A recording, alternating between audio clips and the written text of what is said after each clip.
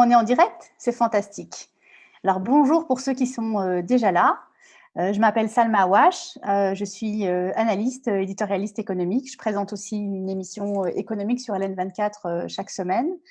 Je suis concentrée sur tout ce qui est aspect, tout ce qui est analyse et récit de cette analyse. Et j'accueille aujourd'hui pour ce live, cette très très bonne idée de Tine, j'accueille pour ce live Bruno Coleman.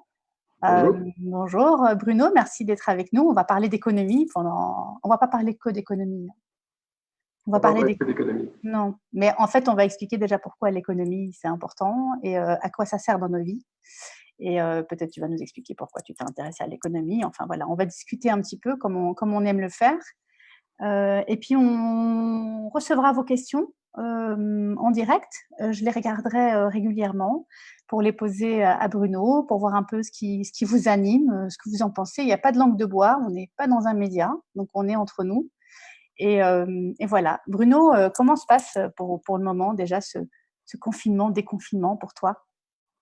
C'est une période particulière parce que d'abord il était inimaginable, on n'y a pas cru. Et on n'aurait pas pu croire qu'on allait devoir être effectivement confiné avec une restriction des libertés qui, je pense, était nécessaire. Pourquoi? Parce qu'il fallait absolument que la capacité médicale soit capable d'absorber les flux de personnes contaminées. Et donc, c'est une nouvelle équation, une nouvelle organisation de la société, je répète, qui était improbable. Et ça nous a fait tous réfléchir, je pense, à la façon dont on est dirigé, à la façon dont on gère les services publics. Ça nous a tous interpellés parce que tous, on a été témoins, observateurs, acteurs de quelque chose. On n'a pas été passifs parce que le fait d'être confiné, c'est en tant que tel une activité. Et je crois qu'on sort tous très métamorphosés de cette période, avec des prises de conscience positives ou négatives. J'ai appelé ça dans la presse le grand coming out. Alors, ça n'a pas du tout une connotation sexuelle, loin de là. Mais je pense qu'on a tous eu maintenant, pendant 2-3 mois, la capacité de réfléchir aux vies qu'on a envie de mener. Je ne serais pas étonné que beaucoup de personnes changent de vie, c'est-à-dire décident de se séparer ou au contraire de se rencontrer, de s'engager, de se désengager, de chercher un nouveau travail, de mettre en œuvre une nouvelle passion qu'on n'a pas donné les activités précédentes. Pourquoi? Parce qu'on est tous passés proches de quelque chose qui était invisible, à savoir la maladie, éventuellement la mort. C'est en fait un peu le même phénomène qu'après les guerres. Après les guerres, qu'on ait été riche ou pauvre, officier ou soldat, on est touché. Et le fait d'être touché, ça veut dire être interpellé. C'est d'ailleurs après les guerres que les grandes réflexions sociales, socio-économiques sont mises en œuvre, parce que justement, toute la population a été de manière quasiment indistincte frappée. Donc c'est une période, je pense, qui est très importante de nos vies, qui n'est d'ailleurs peut-être que le début de quelque chose, parce qu'on s'imagine que, parce que les libertés maintenant sont un peu rétablies, que tout va bien, mais non, il y a encore des personnes qui souffrent, des personnes qui sont dans l'isolement, des personnes qui sont à l'hôpital. Ça va aussi nous donner, je pense, une nouvelle conscience citoyenne, ou même familiale. On avait tendance à oublier un peu les personnes âgées, à les laisser dans des homes. Et c'est là que les drames se sont passés. Donc on est tous interpellés dans notre affection, dans notre relation à la société, et dans l'engagement aussi qu'on veut donner à la collectivité. Donc c'est très très important ce qu'on dit comme ça. J'espère en tout cas que ce ne sera pas des vœux pieux, que ce sont des choses qui seront durables. Moi, c'est vrai qu'on constate beaucoup de réflexions, on le lit. Tu sais, une anecdote, quand le confinement a commencé, j'ai écrit une carte blanche et les médias m'ont dit on croule sous les cartes blanches, en réalité. Donc, ça voulait dire que tout le monde était en train de se dire, tous les penseurs étaient en train de se dire, voilà ce que ça va changer, voilà ce que je réfléchis, etc. Et alors, on dit que quand on dit qu'on a changé, c'est qu'on n'a pas vraiment changé. Oui. Tu vois? Moi, je suis Donc d'accord. ça, c'est quelque chose, voilà, pour moi, à rester vigilant, hein, je pense. Hein. Oui, puis surtout, il faut pas dire qu'il faut que tout change pour que rien ne change. Il faut justement peut-être être conscient de la relation à la collectivité. Pour moi, un des messages les plus importants, c'est qu'on bénéficie, en tout cas en Belgique, d'un État qu'on qualifie de providentiel ou social, qui donne énormément de biens publics, comme la santé, comme l'éducation. On a pris ça pour acquis, mais on s'est rendu compte que derrière ces réalités, il y avait des gens qui étaient au travail, des gens qui ont dû parfois donner le meilleur d'eux-mêmes, qui ont mis leur vie à risque, qui parfois en ont péri. Donc, des personnes qui ont décidé de s'engager. Aujourd'hui, par exemple, il y a des enfants qui rentrent à l'école, mais il faut s'imaginer que derrière chaque enfant qui rentre à l'école, il y a une famille qui a dû faire un choix. Il y a des enseignants, des instituteurs, des professeurs qui sont là, qui ont dû réfléchir ensemble, collectivement. Et c'est ça qui est extraordinaire, parce que si des gens ont dû à un moment repenser des choses de manière particulière, singulière, c'est qu'ils ont avancé. Et donc, il y aura dans cette crise des gens qui auront été grandis, peut-être contre leur volonté, qui se seront grandis, qui auront fait grandir les autres, puis peut-être d'autres qui n'auront pas voulu, qui n'auront pas saisi l'occasion, qui se sentiront peut-être dans l'abandon. Donc c'est maintenant qu'il faut être, je crois, l'acteur de ce qu'on veut être et de la relation à la collectivité. Alors, on va pouvoir vraiment démarrer ce live. Donc, je vais en profiter. Je vais commencer par te présenter pour ceux qui ne te connaissent pas. Donc, déjà, tu es économiste. Tu as la particularité, et c'est quelque chose qui est assez rare pour être souligné, d'être un peu à l'intersection de plusieurs mondes. Tu es aussi, alors corrige-moi si je me trompe, parce que c'est très important ces appellations, à l'Académie des Beaux-Arts, c'est ça? Donc, tu aimes l'écriture. Moi, je t'ai rencontré à travers tes ouvrages. Tu écris beaucoup de livres. Tu aimes aussi décrire les choses. Tu aimes les raconter. Tu aimes les partager. Ça fait partie de… J'ai l'impression que tu partages ton travail de patron, parce que tu diriges une entreprise qui est une banque d'affaires. Alors, tu nous expliqueras, pour ceux qui ne connaissent pas, la différence entre une banque d'affaires et une banque commerciale. Et donc, il y a une partie de ton temps que tu aimes consacrer au fait de partager ta vision, partager voilà, il y a une espèce de vocation quelque part à essayer de faire avancer les choses avec une vision d'un économiste. Alors, pour commencer, et puis on va rentrer dans le vif du sujet, ta banque s'appelle Degroof Petercam. Donc, qu'est-ce que c'est une banque d'affaires par opposition à une banque qu'on peut appeler commerciale? Je sais que la scission n'existe que depuis un siècle ou quoi. Avant, c'était les mêmes banques qui faisaient ça. Donc, explique-nous en quoi consiste le travail d'une banque d'affaires. Voilà. Ben, c'est une banque qui n'est pas tellement connue parce qu'elle ne cherche pas à être connue. Ça s'appelle la banque Degroof Petercam. C'est en fait la plus ancienne et la plus vieille banque privée de Belgique, puisqu'elle a été fondée en 1871. Elle va fêter ses 150 ans d'activité l'année prochaine. Et c'est une banque qui fait ce qu'on appelle de l'investissement, c'est-à-dire qui construit des émissions d'obligations, d'actions, qui fabrique des SICAV, donc des instruments de placement collectif, et qui fait aussi ce qu'on appelle de la gestion d'actifs, c'est-à-dire qu'elle gère des patrimoines de personnes parfois très fortunées, parfois un peu moins, dans une logique selon le profil de risque des personnes. Ça se distingue en fait des banques traditionnelles, il y a 4 banques qu'on connaît, hein, on les connaît, Belfius, KBC, ING et BNP Paribas Fortis, parce qu'on appelle ces banques des banques de détail. Ce sont des banques auprès desquelles on a un compte en banque, on a une carte souvent, on fait des transactions. C'est la banque transactionnelle qu'on utilise parfois plusieurs fois par jour quand on va faire des courses au Carrefour ou que sais-je, ou Colruyt. Et là, on n'émet pas ce genre d'instrument. C'est plutôt de l'argent qu'on gère sans qu'il y ait de mouvement entrant et sortant.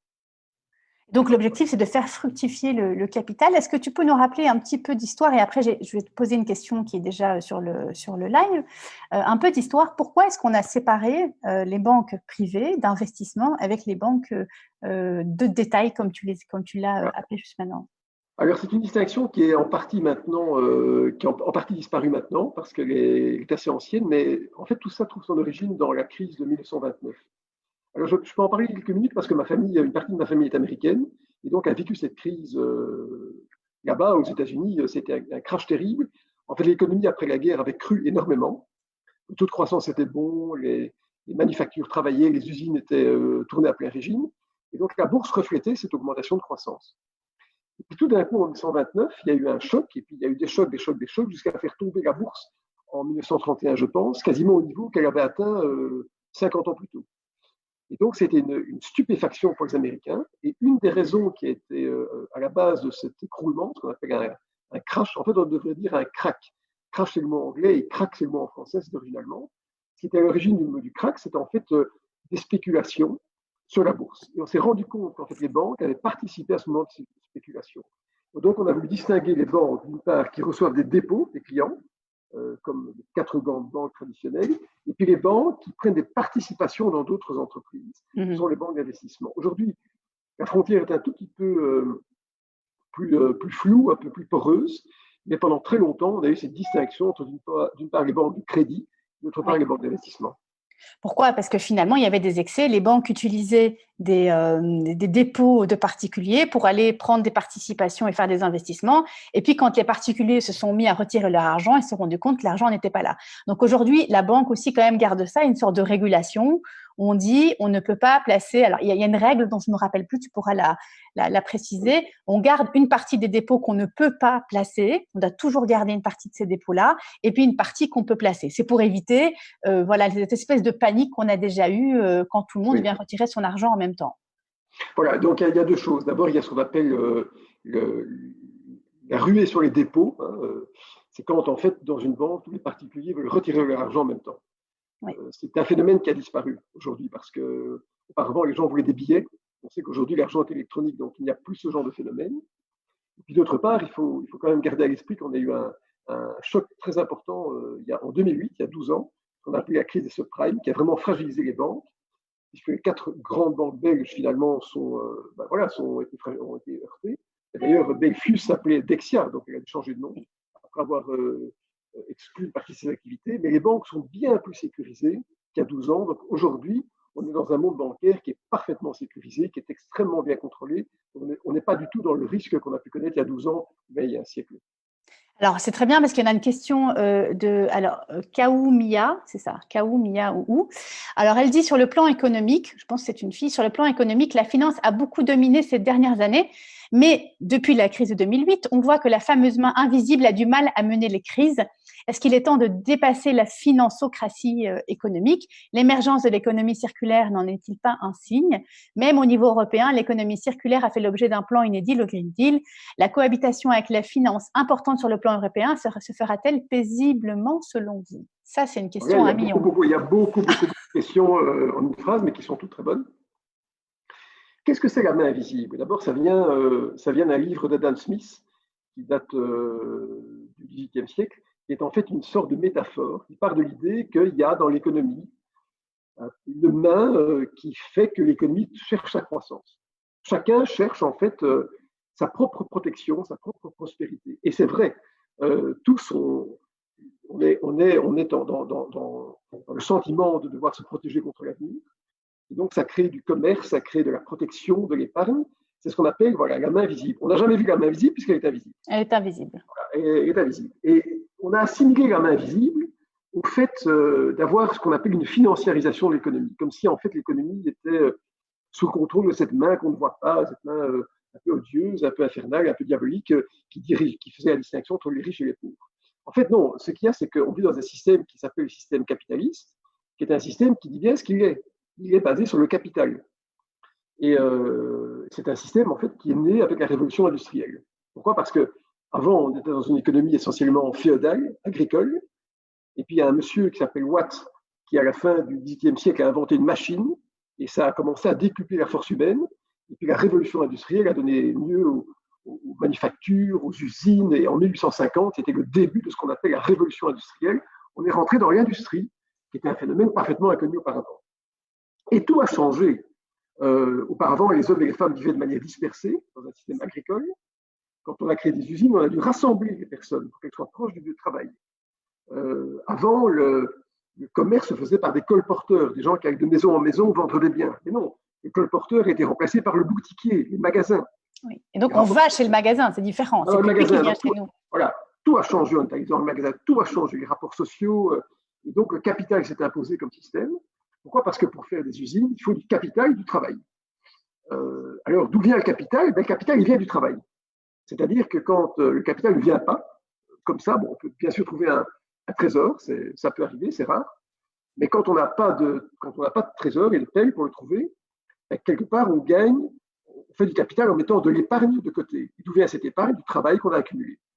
Et donc, en fait, le travail ne s'oppose pas au capital, le capital vient du travail. C'est aussi simple que ça. Et donc, dans toute entreprise, il y a des personnes qui mettent du capital pour lancer l'entreprise, et des personnes qui travaillent. C'est ce qu'on appelle les deux facteurs de production. C'est simple. Mais ce qui se passe, c'est que, en fait, ce qui distingue fondamentalement le capital du travail, c'est que le capital est très mobile. On peut arrêter d'investir dans un pays A, investir dans un pays B. Le travail, lui, n'est pas mobile. Pourquoi? Parce qu'on parle des langues différentes, on a des attachements culturels, on a des lieux d'éducation, on a des concentrations familiales, et donc on n'a pas cette capacité à bouger. Et donc c'est pour ça que le capital domine le travail, parce que le capital est fluide, il part. Quand une entreprise décide d'arrêter une entreprise en Belgique, mais de la construire en Chine, le capital a bougé. Mais elle ne travaille pas. Voilà, elle ne travaille pas, parce que là, bien sûr, on peut dire aux travailleurs belges, va en Chine, mais tu dois apprendre le chinois, tu seras payé moins, il n'a pas envie. Et donc, en fait, la Chine ne fait pas travailler vraiment d'étrangers dans ses usines, de toute façon.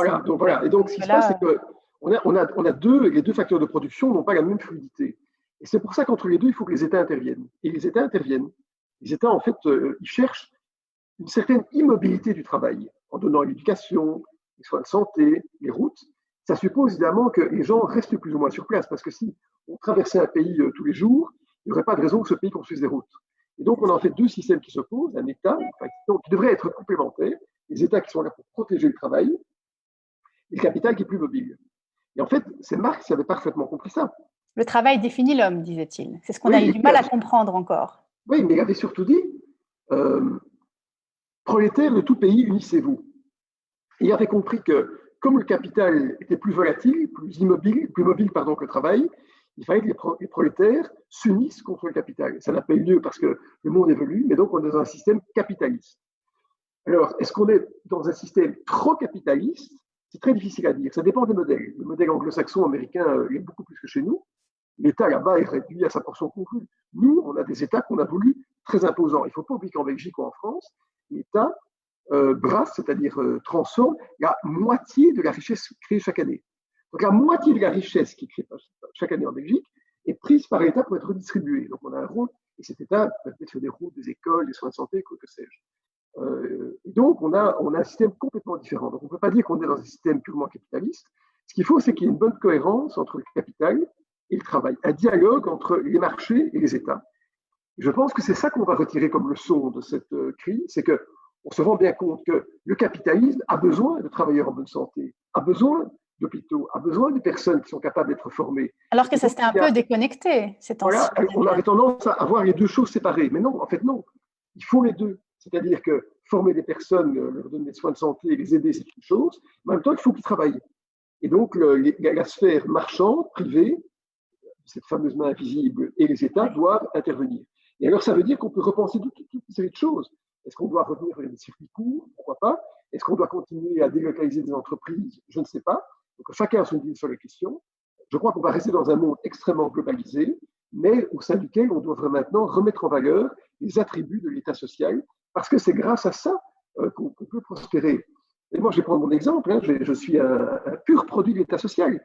Je viens d'une famille qui n'était pas fortunée du tout. J'ai un père qui est parti quand j'avais 8 ans. On est 3 enfants, ça n'a pas été facile, mais j'ai pu bénéficier de l'enseignement gratuit. J'étais boursier quand j'étais à l'université, et je rends maintenant au travers de mes enseignements ce que j'ai pu recevoir à l'époque. Donc, quand chacun en analyse nos vies, ben, en fait, on a reçu beaucoup de cet état. Des crèches, des formations, aujourd'hui la protection dans les rues, il y a toute une série de choses, mais on a tendance à le considérer comme acquis et pas vouloir le payer. Ben, il faudra le payer peut-être un peu plus dans la conscience de ce qu'on peut en obtenir. Alors, c'est intéressant parce qu'en fait, tu as opposé ce qu'on appelle dans les livres d'économie l'approche keynésienne, qui est celle de l'État qui subvient aux besoins, et c'est l'État qui régule des industries, des intérêts stratégiques, et puis l'approche qui a quand même prédominé dans les marchés financiers, qui est l'approche de Friedman. Et donc, lui, il est pour une super libéralisation et il pense que tout se régule. Et on arrive à une question dont je pense que tu as pas mal, sur laquelle tu as pas mal réfléchi, qui est celle qui est posée sur Facebook, sur le revenu universel. Alors, c'est une vraie question qu'on peut imaginer, surtout aujourd'hui avec la crise de l'emploi qu'on risque de connaître, peut-être pas tout de suite, mais qui va arriver, puisqu'on le sait, les conditions là d'arrêt brutal de l'économie vont entraîner, pas tout de suite, mais plus tard probablement des faillites, et donc des gens qui perdront leur emploi. Et donc, la question du revenu universel peut se poser. Alors, est-ce qu'on peut déjà revenir à la base de ce que c'est le revenu universel? Parce qu'on sait que ça a été approprié par la gauche, mais a priori, c'est une idée profondément libérale. Est-ce que tu peux nous expliquer pourquoi? Et si tu penses que c'est une solution aujourd'hui? Voilà. Alors, le revenu universel, en fait, ce n'est pas du tout comme on croit savoir une idée communiste ou socialiste. Hein, pas du tout. Hein. En fait, il y a deux modèles qui s'opposent. Il y a ce qu'on appelle le modèle américain et le modèle européen. J'en ai déjà parlé tout à l'heure. Le modèle américain, c'est quoi? Ça part de l'idée que la richesse doit ruisseler. On appelle ça le trickle down. C'est un terme qui a été inventé dans les années 30. La richesse doit ruisseler des personnes les plus riches vers les personnes les plus pauvres. Ce qu'a sorti Macron pendant sa campagne présidentielle. Voilà, quand il a parlé des premiers de cordée, il part de l'idée que des gens sont sur la montagne avant les autres et doivent aider à tirer ceux qui sont plus bas. Alors, c'est une idée en fait qui. Bon, alors voilà. Et ça part donc de. Ça a comme conséquence qu'on ne doit pas trop taxer les personnes qui ont beaucoup de revenus pour permettre à ces personnes d'investir dans l'économie et de mettre des gens au travail. C'est un modèle. Alors, c'est un modèle qui n'a jamais été prouvé, mais aucun modèle n'est prouvé. C'est un modèle qui a été postulé idéologiquement, c'est un modèle qui existe. Et puis d'autre part, on a un modèle européen qui est complètement différent. Au lieu de dire que la richesse doit partir du riche vers le pauvre, on taxe la capacité des personnes à constituer une épargne. J'ai dit donc tout à l'heure que le capital venait du travail. Si quelqu'un en Europe est capable d'économiser sur son travail, de mettre de côté, comme on dit, il sera taxé de manière progressive. Donc, aux États-Unis, on a un système de taxation faible, quasiment le même pour tous les revenus. Oui. En Europe, on a un système où on est d'autant plus taxé qu'on gagne. Donc, c'est complètement différent. Et donc, on n'a pas en Europe de trickle-down, naturellement, puisque les personnes les plus nanties gagnent plus d'argent. C'est l'État qui joue un rôle intermédiaire. Donc, ces modèles sont complètement à l'opposé les uns des autres. Et donc, effectivement, le modèle américain, c'est un modèle qu'on qualifie de l'école de Chicago. Alors, l'école de Chicago, c'est une école, il y a beaucoup de personnes qui en ont été les tenants, mais c'est une école qui est née en fait dans les années 30, qui a été revigorée dans les années en 1947, qui a été remise au bout du jour lorsque Ronald Reagan est devenu président en 1980 des États-Unis, 1981 plutôt. Et le modèle européen a été inventé finalement par un économiste anglais qui s'appelle Keynes, qui était né en 1883 et mort en 1946, qui a fortement influencé le courant de pensée d'après-guerre, mais surtout par un autre économiste que un peu moins de gens connaissent, qui s'appelle Beveridge. Okay. Beveridge, en fait, est un économiste anglais qui a fait un rapport en 1842, donc en pleine guerre, à la demande du gouvernement anglais, pour en fait réfléchir au modèle social d'après-guerre, et se disant qu'il fallait en fait combattre la pauvreté, le manque d'éducation, l'isolation sociale et autres. Et donc, c'est ce qu'on appelle le modèle beveridgien, au sein duquel l'État joue un rôle important, c'est ce qu'on appelle l'État social. Donc, ce sont des modèles complètement opposés. Il n'y a rien qui peut les réconcilier.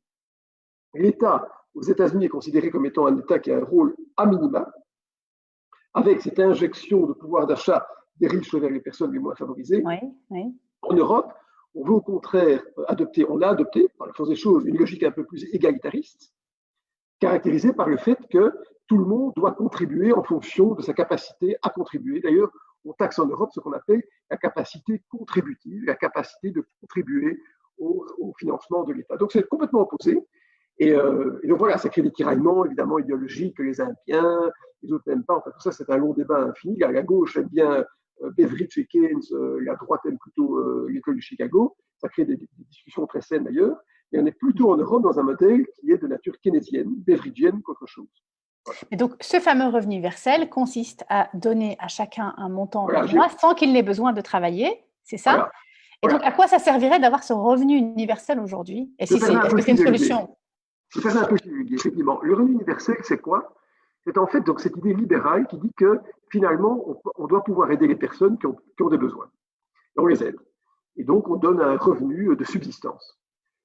On a tendance à considérer chez nous que c'est un revenu qui est le revenu des profiteurs.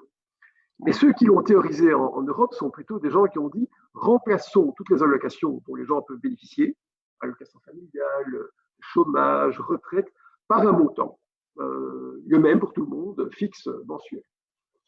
Et moi, je pense que de manière générale, ce n'est pas une bonne idée, le revenu universel. Pourquoi? Parce que chaque situation est extrêmement particulière, chaque situation est différente. Les statuts en termes de santé, d'éducation, de localisation, tout ça diffère d'une personne à l'autre, surtout les personnes qui ont besoin de l'État.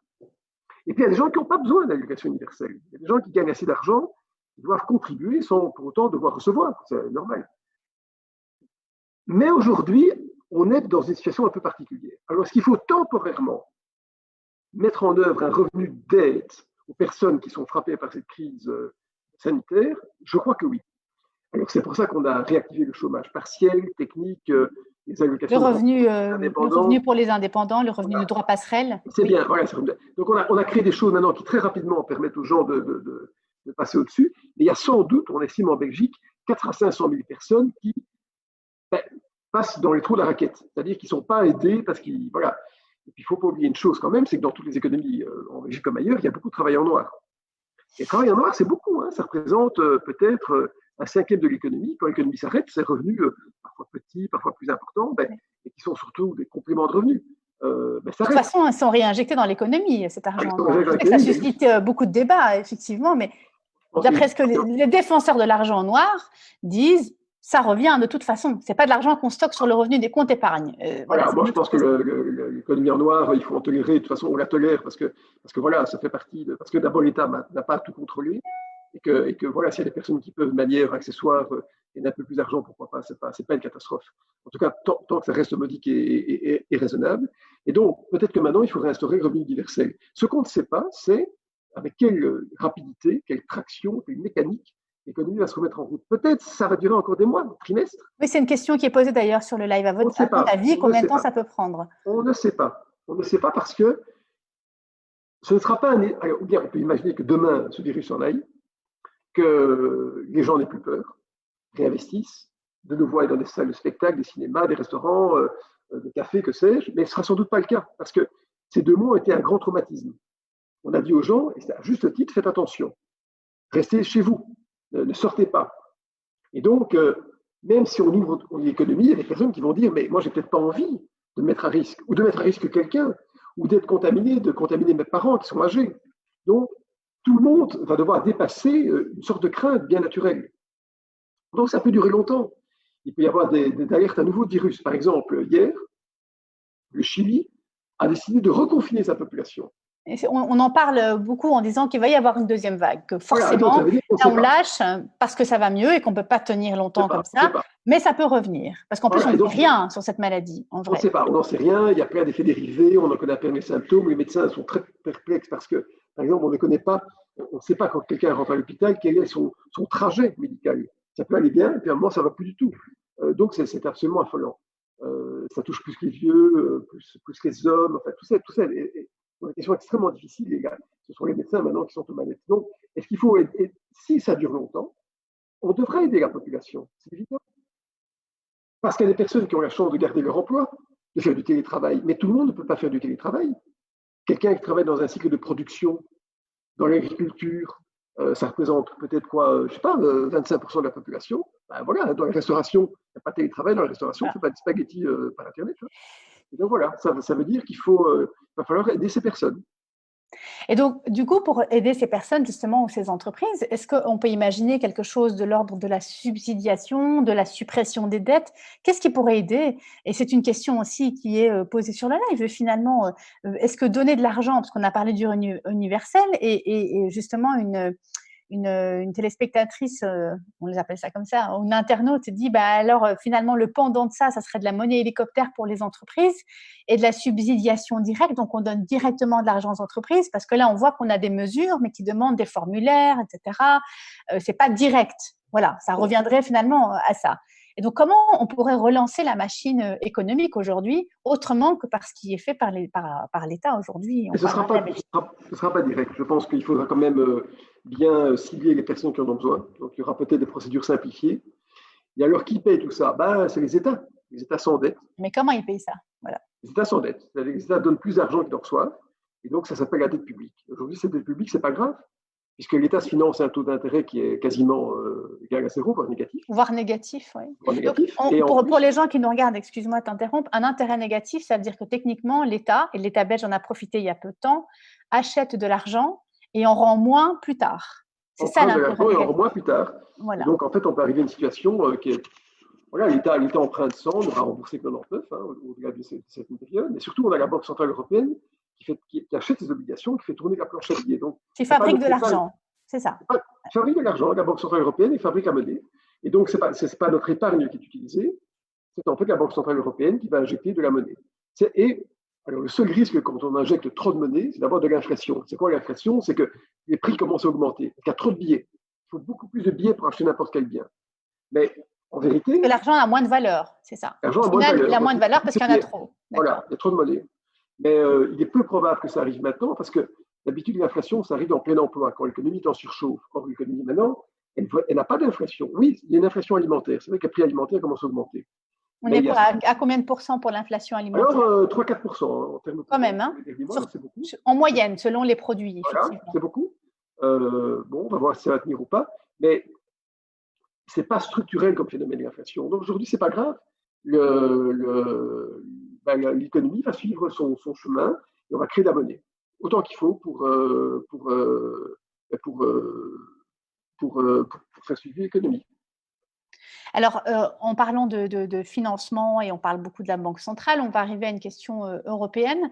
La question de Fatim Zahra Younsi, vous êtes un défenseur de l'harmonisation des politiques européennes. Est-ce que pour vous, la différence d'impact et de réaction dans les pays européens suite à la crise du Covid est due à un manque d'harmonisation? Les pays résistent à l'harmonisation pour garder leur souveraineté, tant demandée par les citoyens européens. Comment est-ce qu'on peut trouver le juste équilibre? Alors, c'est très bonne question. Parce que l'Europe, vous savez, c'est une construction artificielle. L'Europe n'existe pas à l'état naturel. C'est simplement des pays qui parlent des langues différentes, qui ont des infections religieuses différentes, avec des religions musulmanes, orthodoxes, catholiques, protestantes. Enfin, c'est des histoires très compliquées, des langues compliquées, des frontières naturelles ou pas naturelles. Tout ça est très compliqué. Mais on a construit quelque chose qu'on a voulu être plus ou moins homogène. Et c'était un peu intuitif que lorsqu'il y a une crise, chaque pays reprend le contrôle de sa médecine. Pourquoi? Parce que c'est un réflexe prédateur. Et je suis persuadé qu'en Belgique, si on avait vu que le masque, c'était le cas des repartis, était parti dans un autre pays, c'était le cas aussi, et la Belgique aurait dit, mais je dois protéger mes citoyens. Donc il y a un réflexe nationaliste assez naturel. Et l'important, c'est maintenant d'avoir des initiatives qui soient supranationales, c'est-à-dire que les pays au niveau européen décident de s'unir. Et c'est ça qui va faire subsister l'Europe, c'est ça qui garantit la paix entre les pays.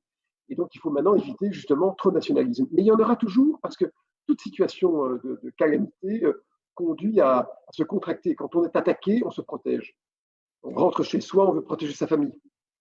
Et c'est aussi des mouvements qu'on voit un peu dans l'idée de la relocalisation, du fait que, et on l'a vu, là, Donald Trump, par exemple, décide de ramener la production de certains avions militaires. On parle tout le temps de cette relocalisation. Donc, voilà. Après, est-ce qu'on peut mettre l'Europe responsable de ça? Parce qu'on voit que si c'est pas l'Europe, c'est à l'intérieur des pays, on a les régions. Vous voyez ici les Flamands, les Wallons, en France, les Bretons, les gens du Sud, les Alsaciens, etc. Donc, ça reste quand même plutôt, on va dire, humain, hein, ce côté un peu tribal, on se replie sur soi.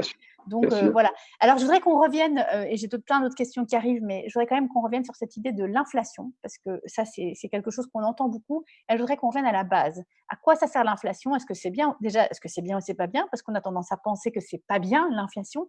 Peut-être qu'on a des mémoires en fait d'épisodes ultra inflationnistes où finalement plus personne ne sait rien payer, mais finalement la déflation, est-ce que c'est mieux que l'inflation, et voilà, comment ça se régule tout ça? Normalement, une économie est toujours un peu inflationniste. Les prix coûtent plus cher. Pourquoi? Parce qu'on veut consommer un peu plus que ce qui est produit.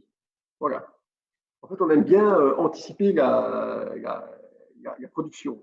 On veut acheter maintenant plus que ce qui est produit, et donc les prix montent un peu, modiquement.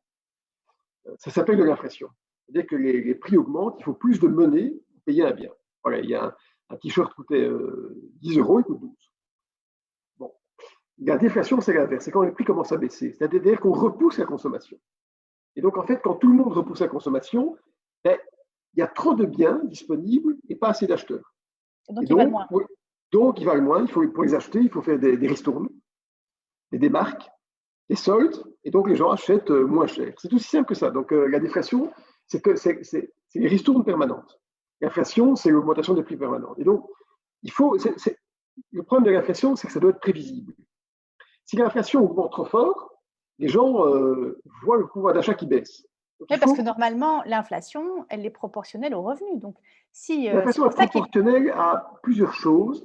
D'abord à la création de monnaie, à la productivité, et c'est lié aussi à l'âge de la population, c'est lié à la confiance qu'on a dans l'avenir. Si on n'a pas confiance, on n'achète pas, par exemple. Beaucoup de gens maintenant qui ont dit, ben voilà, j'achète moins, je ne sais pas de quoi demain est fait.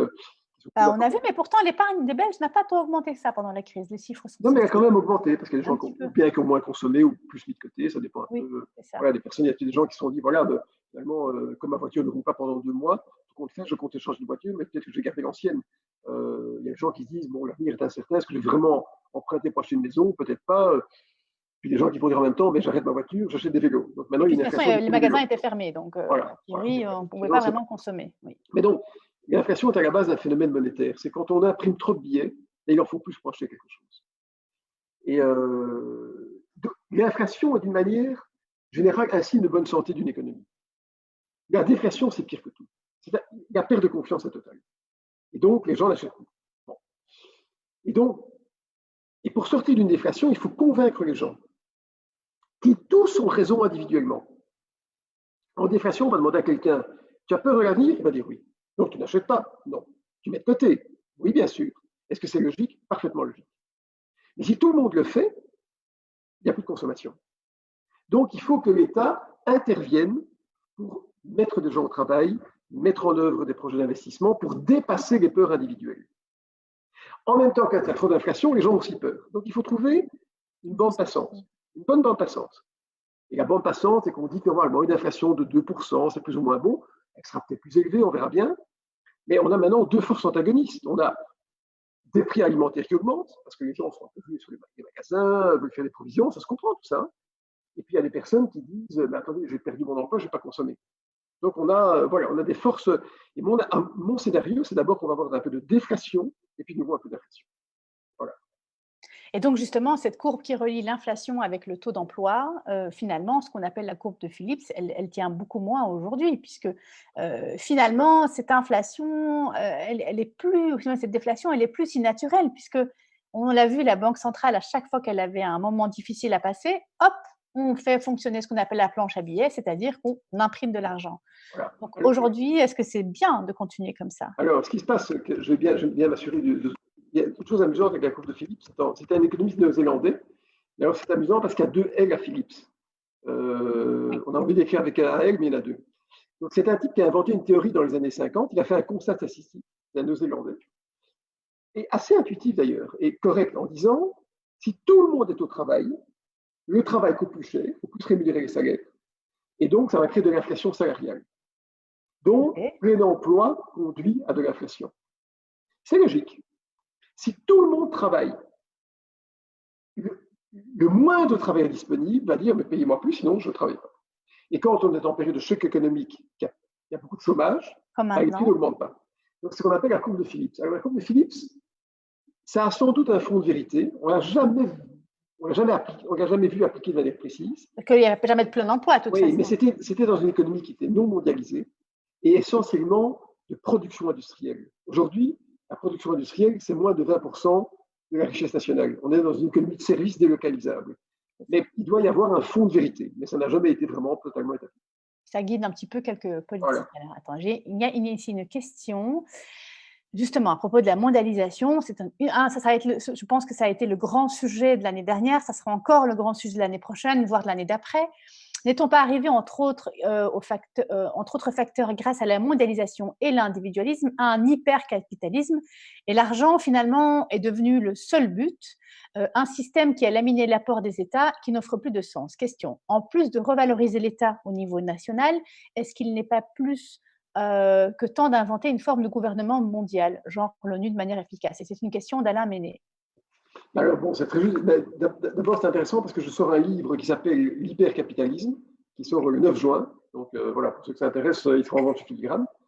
Et donc, voilà. Et donc, il parle un peu de tout ça. Un gouvernement national, international, on peut en rêver, mais ce n'est pas le cas. Donc, l'hypercapitalisme, c'est quoi? C'est en fait une forme, oui, extrême de capitalisme. C'est lié à la mondialisation. Mais la mondialisation, on en a tous profité. Parce que si nos habits coûtent moins cher, si nos t-shirts sur Amazon sont disponibles, c'est grâce à ça aussi. On a augmenté notre pouvoir d'achat. Amazon, c'est vrai, on le critique beaucoup, mais qui n'a pas utilisé Amazon parmi nous? Tout le monde l'a fait. Chez des livres, des objets, que sais-je, c'est un peu trop de marketing. D'ailleurs, maintenant, ils ont restreint leur marketing parce qu'ils se sont rendus compte qu'il fallait absolument que les personnes soient plutôt assagies plutôt que rendues frénétiques et nerveuses. Et oui, on a un système qui est hyper capitaliste et c'est dans le sillage de la mondialisation, de l'ouverture des économies. C'est peut-être ça qui va être un tout petit peu repensé au niveau du continent, de pays. On verra bien, on verra bien. Moi, je pense que les États progressivement vont reprendre la main et vont essayer de peut-être pas de nationaliser, mais de relocaliser certaines entreprises. Encore que je doute que ce soit un phénomène massif. Que ce soit un phénomène massif. Alors, c'est intéressant parce que tu parlais de Amazon et finalement, nous, de manière individuelle, on a ce qu'on appelle la dissonance cognitive. Donc, en fait, on veut faire quelque chose idéalement. On a notre idéal de consommation ou d'attitude. Et puis, en fait, dans les faits, on voit bien qu'on n'est pas toujours très cohérent et qu'on ne fait pas toujours ce qu'on pense ou qu'on ne pense pas toujours ce qu'on fait en réalité. Donc, ce n'est pas toujours corrélé. Et donc, on a vu aussi pendant cette crise que comme Amazon a dû restreindre fortement ses livraisons et ses activités puisqu'ils ont été fermés en France, les délais étaient tellement longs qu'on a découvert en réalité que des commerçants du coin, eux aussi, s'étaient mis à l'Internet, au e-commerce plus tard, où finalement, on pouvait tout à fait acheter chez eux. Et donc, il y a quelque part cette notion de valeur des choses, c'est à ça que je veux en arriver avec toi. Oui. Et ça, Macron l'a dit pendant une interview qu'il a donnée au Financial Times. Oui. On l'a peut-être vu, elle était parmi une de ses interviews les plus consistante, sans trop de pathos et sans trop de drama, Oui. etc. Et donc, il disait finalement la valeur des choses, on l'a un petit peu oublié. Ça rejoint cette question d'Alain Méné. Voilà, mais alors, il faut être très, très, très cohérent dans tout ce qu'on dit. Parce que moi ceux qui ont des bons sentiments pendant les crises, mais qui les oublient après, exactement. ça m'agace un peu. Hein. Voilà, et donc il dit, oui, surtout lui. Voilà, surtout lui. Voilà. Donc voilà, mais il dit finalement, on n'avait pas de valeur au masque. À nous de faire des choix, à nous d'être dans la sagesse, à nous d'être dans la conscience parfaite de ce qu'on veut faire. On ne peut pas dire à la fois qu'on n'aime pas Amazon, parce qu'on sait qu'Amazon fait des petits commerces, n'aller dans les petits commerces que quand Amazon ne livre pas, effectivement, tu l'as dit justement, et se dire que finalement, quand on achète un bouquin, c'est plus facile sur Amazon. Et je le fais aussi, moi je suis un grand lecteur, un grand acheteur de livres, parce que j'ai besoin d'acheter des livres pour écrire mes propres livres. Et finalement, ce qui fait la publicité de mes livres, c'est sur, oui, bien sûr, c'est chez Filigrane, quelques libraires, mais c'est des bouquins quand même assez spécialisés, c'est pas des bouquins d'économie politique ou d'économie pure. Et voilà, moi je suis content que ce soit sur Amazon. Donc, c'est un peu schizophrénique. On n'aime pas ce qu'on veut et on ne veut pas ce qu'on aime. Donc, on est compliqué. On est compliqué. C'est la même chose dans le domaine alimentaire. C'est même quand il suffit de regarder les habits qu'on porte maintenant. Je crois que le smartphone que j'ai, cet iPhone, il est fabriqué sans doute en Chine. Donc, il faut être en grande cohérence de ce qu'on veut faire. Et je pense qu'il faut accepter la mondialisation. Elle apporte beaucoup de choses. Mais gardons cette mondialisation intelligente avec des États qui soient de bonnes sentinelles et gardons surtout la conscience des biens que donne cet État. C'est ça qu'a révélé cette crise, c'est le rôle utile des États et qu'on a oublié. Ah oui, peut-être même l'État, il a oublié puisqu'il n'arrive pas à mobiliser des masques, c'est ce qu'on disait aujourd'hui, la valeur des choses. Donc on croit qu'en fait un masque, ça vaut rien, et en fait non, regarde ce que ça vaut. Donc est-ce qu'on n'a pas réduit finalement la valeur monétaire des choses à la valeur des choses? Je ne sais pas si je suis assez claire. Tu vois, au lieu de voir la valeur intrinsèque, l'apport que ça avait à la société, finalement, on a réduit une chose à la valeur monétaire qu'elle produisait ou la valeur financière ou la valeur utilitariste. Voilà. Il y a une valeur monétaire pour tout, in fine. Il y a un prix pour tout. Le tout est de savoir quel est le bon prix et est-ce que nous avons bien valorisé la vraie valeur des biens publics. Par exemple, quand on se fait soigner à l'hôpital, on sait que les hôpitaux sont subsidiés. Est-ce qu'on paye la vraie valeur? Alors, ça dépend des revenus qu'on a, ça dépend des besoins.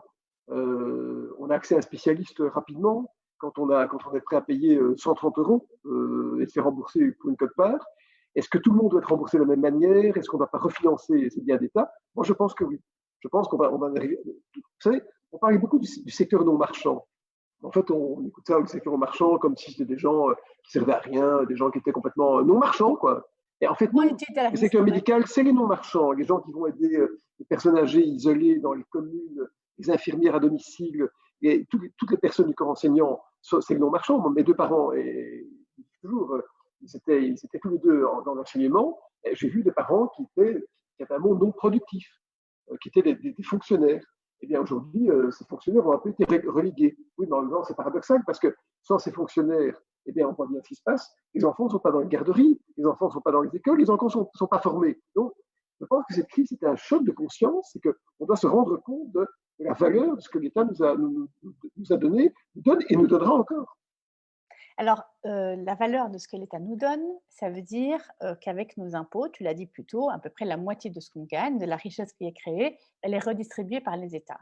Pourtant, moi j'ai encore vu ce matin un titre dans un quotidien économique, enfin le quotidien économique le plus lu en Belgique francophone, qui à chaque fois me fait bondir, qui dit « payer moins d'impôts ». C'est quelque chose qui, d'un point de vue du sens, la philosophie me dérange profondément parce qu'en principe, on sait à quoi servent ces impôts. Donc on devrait être. Et il y a des pays du Nord, je sais qu'aujourd'hui, alors c'est très drôle, j'ouvre une parenthèse, mais il y a quelques années, je me rappelle quand j'étais étudiante, aller aller faire son Erasmus. Ceux qui avaient l'Erasmus dans les pays du Nord, là, ils partaient comme s'ils allaient à la guerre ou dans les tranchées. Aujourd'hui, on parle que de ces pays nordiques pour l'égalité du genre, pour le système social, etc. Au Danemark, 12% des Danois sont prêts à payer plus d'impôts si c'était nécessaire, parce qu'ils sont tellement contents de leur système social qu'ils n'ont aucun problème avec. Ici, nous, l'exercice quotidien quand même de beaucoup de gens. Alors, je ne veux pas rentrer dans la polémique de Paul Magnette qui dit qu'en fait, il y a des métiers qui servent à rien parce qu'ils servent à faire de l'évasion fiscale, parce que c'est complètement faux. Et puis des métiers qui servent à quelque chose et qui ne sont pas assez bien payés. Mais finalement, est-ce que l'État devrait investir dans une forme de pédagogie financière qui est d'expliquer à quoi servent ces impôts? Et peut-être qu'à ce moment-là, tout le débat qu'on a autour de est-ce que tu rapportes ou rapportes pas, déjà, on ne devrait pas réfléchir en termes de rapporter ou pas rapporter, puisqu'il y a la consommation et l'investissement rapportent à moyen terme. D'accord. Oui. Mais est-ce qu'on pourrait avoir un système de pédagogie financière? Est-ce que l'État pourrait mettre, entre guillemets, des métiers pour expliquer à quoi servent nos impôts? Et d'abord, cette information, elle est publique, elle est parfois établie dans le soir. Le journal Le Soir le fait parfois de manière très très utile, l'écho aussi, en montant bien d'où vient l'argent, où il va. Je pense que le guide des impôts auquel tu fais référence, c'est simplement un guide, je l'ai lu, pour savoir comment bien remplir sa déclaration fiscale. Donc, c'est pas plus que ça, on ne paye pas plus ou moins d'impôts. Le titre disait payer moins d'impôts quand même. Oui, mais ça veut dire, je ne leur jette pas la pierre, ça veut dire que c'est révélateur d'un état d'esprit quand même. Non, mais moi je l'ai acheté, je l'ai lu parce que pour savoir comment, voilà, parce qu'on a besoin parfois d'un guide qui soit clair pour payer ses impôts. Mais c'est vrai que cette crise va sans doute être l'occasion de repenser le rapport à l'État, de repenser peut-être le système fiscal, qui sait, social aussi. Il y a peut-être des secteurs qui légitimement vont dire, écoutez, pendant cette crise, nous on a tenu bon, je pense au secteur médical, et qui vont demander d'être revalorisés, certainement ce sera le cas. Moi, je suis administrateur de l'hôpital Erasme, mais quand je vois, j'ai assisté à un conseil par vidéoconférence, mais quand je vois l'engagement de ces médecins, la façon dont ils ont dû réinventer leur métier, se protéger eux-mêmes, aider les autres, on avait l'air aux yeux tellement c'était impressionnant. Donc voilà, ces gens vont dire, écoutez, ne nous oubliez pas, ça se passe en France aussi, il y a beaucoup de manifestations en faveur des hôpitaux publics. Et ben voilà, il faut repenser les choses. Et je pense que, voilà, peut-être qu'il faut prendre cette crise comme étant un choc un peu cosmique, et j'espère qu'elle ne va pas s'aggraver, évidemment, qui est une façon de repenser les choses, voilà, de manière plus humaniste. Alors, ça veut dire plus humaniste, se distinguer un peu de ce qui rapporte et de ce qui ne rapporte pas. Est-ce que déjà, là, il y a un biais, tu vois? Se dire, OK, ce métier-là, il rapporte de l'argent directement. Ça veut dire qu'on a une vision un peu court terme. Et ce métier-là, il ne rapporte pas, entre guillemets, tout de suite, mais il crée de la valeur. C'est quoi, oui, mais non, il y a beaucoup de métiers qui ne rapportent pas, mais qui rapportent à long terme. Par exemple, les institutrices, les enseignants, les professeurs d'université, on pourrait dire que ça ne rapporte rien. Non, mais sauf que ça forme une population. C'est ça qu'on doit comprendre, c'est qu'en fait, les biens publics ont une valeur. Si d'aventure, l'État ne s'occupait pas du système médical et de l'éducation, seuls ceux qui pourraient se payer des écoles privées iraient à l'école. Donc voilà, c'est pour ça que l'État a un rôle à jouer. Et ce qu'il faut, c'est ne pas mercantiliser ces services publics. Il faut, en fait, presque faire la part des choses entre, d'une part, ce qui doit rester dans le périmètre de l'État, et puis ce qui peut être laissé au secteur privé. Peut-être qu'on arrivera à la conclusion du fait que tout ce qui est télécommunication, peut-être qu'à partir du secteur privé, il est en concurrence, parce que l'État n'a pas à intervenir. Peut-être que la banque aussi doit rester privée, certainement d'ailleurs. Mais peut-être que des services médicaux doivent avoir doivent être tels qu'ils sont accessibles à tout le monde, un peu comme aux États-Unis, où dans le système éducationnel, il y a des universités privées ou publiques, et les frais d'inscription ne sont pas du tout les mêmes entre les autres, et on peut aller dans l'université de son État qui est publique et payer un montant de minerval qui est extrêmement réduit. Donc, voilà, on va devoir repenser à cette espèce de partage, de paix des braves entre les marchés et les secteurs publics. Et c'était un débat qui n'avait pas vraiment émergé, mais qui maintenant éclate, et donc on doit assumer jusqu'au bout. Voilà. Donc, l'État doit identifier qu'est-ce qui crée de la valeur, qu'est-ce qui est stratégique pour lui, et dire, OK, je nationalise, c'est ça? C'est retour à la nationalisation non, je ne sais pas très bien, je ne suis pas assez calé là-dedans, c'est qu'on va renationaliser ou pas, je n'en sais rien, je ne vais pas jusque-là. Alors, il y a une question aussi sur l'intelligence artificielle. Elle est arrivée un peu plus tôt en demandant si ça pourra dans le futur amoindrir l'impact d'un Covid-19 sur l'homme versus l'économie. Hein. Oui, il y a un de mes amis qui a écrit un livre là-dessus. Oui, Badar Boussabat sur l'intelligence artificielle. Qui est un garçon remarquable et tout à fait brillant. Je pense que ça va contribuer, oui. J'ai un autre de mes amis qui s'appelle Frédéric Pivetta qui a travaillé pour la Fondation Gates, qui travaille pour le gouvernement belge, qui s'occupe du traçage. et c'est un garçon qui a fait son doctorat à Harvard, extrêmement brillant.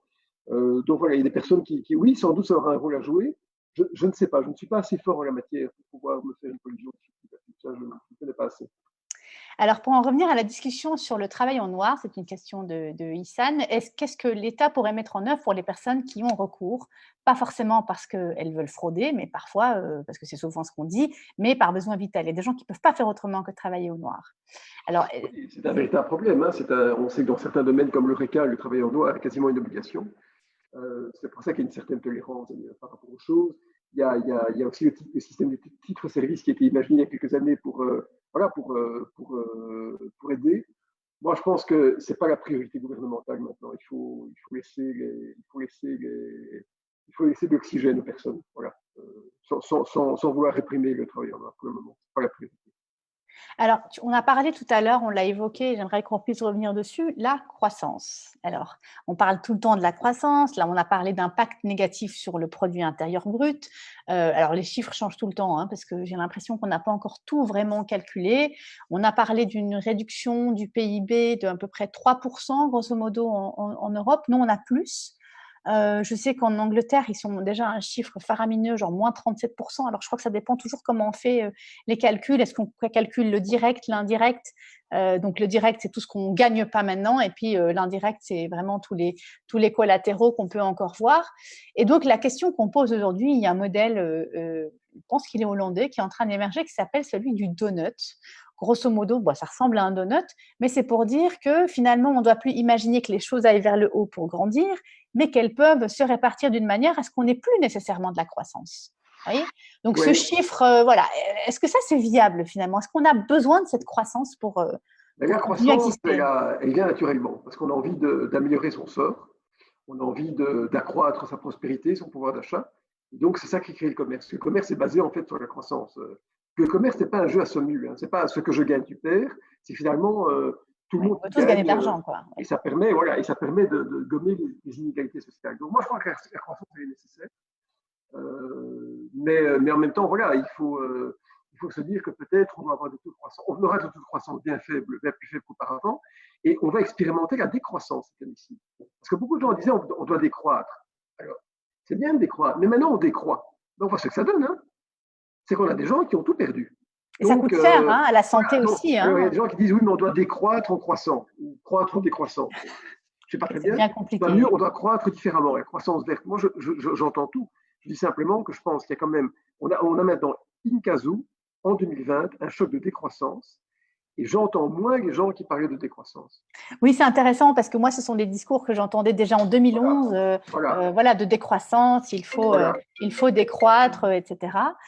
Et aujourd'hui, mais par contre, on parle d'un autre concept qui est revenu là sur le devant des projecteurs qui s'appelle la résilience. Alors, c'est un concept un peu philosophique, mais c'est pour dire, en fait, finalement, est-ce qu'on ne profiterait pas que de toute façon, tous les compteurs sont à 0 ou même à moins 4, hein, si on suit les statistiques, grosso modo, entre moins 3 et moins 4, pour expérimenter une autre façon de travailler qui inclurait, par exemple, la transition écologique, qui inclurait le bien-être social. Et donc, voilà, d'imaginer un modèle où, en profitant, et je pense que c'est comme ça qu'on définit la résilience, en profitant du fait qu'on vit une épreuve très compliquée, d'en profiter pour en sortir grandi. Est-ce que tu crois à cette résilience ? La résilience, d'abord, c'est une propriété physique, hein, des matériaux qui reprennent leur forme d'origine, c'est-à-dire c'est la capacité de dépasser une crise en gardant son tempérament et en gardant sa forme d'origine. C'est d'ailleurs Cyrulnik, hein, le psychiatre, qui a introduit dans cette notion dans les rapports sociaux. Oui, je pense que cette crise montre la résilience de nos systèmes sociaux. C'est-à-dire que ça montre leur utilité. Et qui dit utilité dit financement. Donc aujourd'hui, on ne pourra plus dire je ne veux plus des services publics, je veux les mercantiliser, je veux les privatiser, parce qu'on a bien montré que c'était l'État qui était là pour aider le secteur privé. Et ça montre la résilience, oui, des valeurs fondamentales qui soudent la solidarité, en tout cas qui mettent en œuvre la solidarité des personnes. D'ailleurs, c'est tellement vrai que personne ne pourra dénoncer le fait que c'est bien le secteur public qui aide la sphère privée. Puisque maintenant, on demande au secteur public de s'endetter, de donner du pouvoir d'achat, de mettre en œuvre des aides pour aider légitimement les entreprises ou les travailleurs. Donc finalement, aujourd'hui, ce dialogue s'installe. Je crois que l'État va sortir gagnant et harmonieux, et en tout cas va pouvoir rétablir un rapport dans la qualité des biens sociaux. Alors, une autre question, oui, intéressante, Fatima Zahra Younsi, qui parle de la crise, l'impact de la crise sur les secteurs comme celui de l'immobilier. Que donneriez-vous comme conseil à des jeunes acheteurs en termes d'investissement? Ça, c'est aussi une question à 1 million. Je vais pas rentrer trop dans ce genre de détails parce que ça va dépasser le cadre de l'entretien. Simplement, ouais, ce n'est pas possible dans des périodes de crise telles que celles qu'on traverse maintenant d'avoir une vision suffisamment tempérée de l'économie des prochains mois. Je serais incapable de le faire. Incapable. Je pense qu'il n'y a pas de boule de cristal non, c'est pas. C'est très sage de le rappeler de temps en temps parce que c'est marrant cette capacité, enfin cette ce sont des questions qui sont humaines, mais on a envie de prédire l'avenir. Et ça me rappelle cette réflexion qu'avait fait Emmanuel Kant en disant, ce philosophe avait dit, on reconnaît l'intelligence d'un homme à pouvoir évoluer dans un univers qui est très incertain. Donc, au plus l'univers est incertain, et au plus on développe notre intelligence finalement. Si tu veux aller tirer la métaphore jusqu'au bout, voilà. C'est parce qu'on apprend à gérer l'incertitude, mais c'est très difficile pour nous. On a désappris peut-être ça. C'est-à-dire que la capacité de toute personne, que ce soit à un niveau familial, à un niveau corporatif, à un niveau public, la capacité de gérer des variables contradictoires, c'est ça qui fait la véritable intelligence. Et comme disait Charles de Gaulle, le caractère est une vertu des temps difficiles. Mais voilà, en fait, on est devant un monde qui demande une projection de scénario. Et c'est pour ça que je ne vais pas m'essayer à partager des intuitions financières. C'est parce que toute cette équation est en travail pour le moment. Elle n'est pas du tout, elle n'est pas aboutie. Voilà. Alors, le modèle de pensée économique dominant dans nos quartiers défavorisés est le résilio-social-libéralisme. Alors, je pense que tu vas pouvoir commenter ça. Des recherches doctorales ont d'ailleurs montré que l'entrepreneuriat était créatif et fructueux chez les jeunes dans ce type de milieu. Qu'est-ce que vous conseilleriez aux jeunes acteurs de la société économique dans ces temps de crise? Est-ce qu'il faut freiner, saisir les opportunités d'augmentation de faillite, se spécialiser dans certains secteurs? Moi, je pense que ce qu'il faut quand on est jeune, c'est apprendre maintenant. C'est ça. Quand on est jeune, le seul conseil que je puisse donner comme professeur, c'est de dire on doit absolument apprendre, c'est se former. On a la chance d'avoir un système éducatif qui est extrêmement développé, qui a de multiples filières. Et je trouve que si on ne veut pas perdre une seconde de cette crise incroyable qu'on vient de traverser, il faut se dire qu'on doit déployer toutes les capacités dont on peut disposer. Par exemple, quand je vois, on parlait de nouveau des outils informatiques, mais quand je vois la capacité qu'on a maintenant de pouvoir s'instruire, écouter des podcasts, lire des livres, souvent gratuitement d'ailleurs, développer notre appétit intellectuel, notre curiosité, on ne peut pas gâcher cette opportunité. Moi, je pense que c'est un signal aussi de la flexibilité et peut-être même de la résilience dans la capacité à nous former. Finalement, il y a peut-être des gens qui, après 2 mois, n'auront rien fait du tout. Voilà, ils auront gâché les 2 mois, ils auront regardé le temps passer. Et puis d'autres qui se sont dit, mais non, je vais engager mon temps dans quelque chose qui est précieux, je vais penser à mon avenir, je vais développer une passion, une compétence, une capacité d'être curieux, lire, lancer un business, tester, contacter des personnes. Et moi, j'espère que c'est ça qui va se passer, parce que finalement, voilà, et c'est ça qui fera la différence entre les gagnants et les perdants de cette crise, au-delà de l'aspect sanitaire, mais à un titre vraiment profondément personnel et psychique, c'est qu'est-ce qu'on en a retiré comme enrichissement pour soi, pour les autres, pour la citoyenneté. On a vu l'émergence de plein de créativité, plein de personnes qui se sont mises à lancer des initiatives, à apprendre, voilà. Et c'est essayer, finalement, c'est essayer qui compte. C'est un chouette message envers la jeunesse. Donc, c'est intéressant. Donc, je voudrais quand même terminer sur une question qui est importante. On a parlé de la croissance et tu as parlé de l'ascenseur social. On a quand même un petit peu creusé cette question-là. Est-ce que la croissance amène vraiment cet ascenseur social? Aucune étude américaine ne montre que le système américain accélère l'ascenseur social. Il y a un ascenseur social qui monte, qui descend pour certains aussi, mais on n'a pas démontré que cette fameuse théorie du ruissellement augmentait la vitesse de l'ascenseur. C'est d'ailleurs la thèse de Piketty qui a montré que finalement, le capital ayant cru à un rythme plus élevé que le travail, finalement, le travail n'avait pas été le gagnant de la croissance.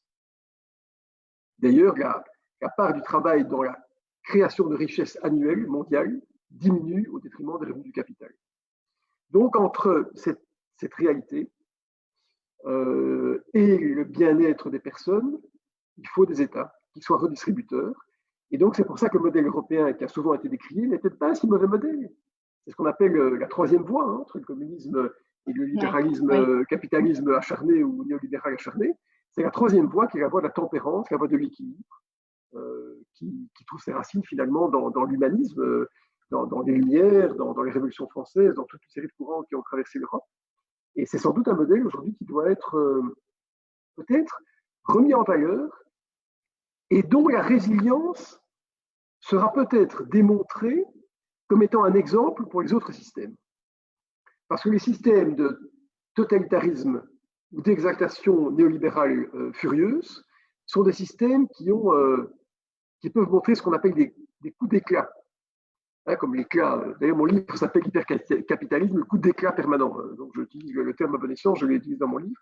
Et bon, ce sont des sociétés qui sont au bord de la crise de nerfs aux États-Unis, alors que nos systèmes tempérés ont été fondés sur la solidarité, sur l'harmonie sociale, sur l'inclusion.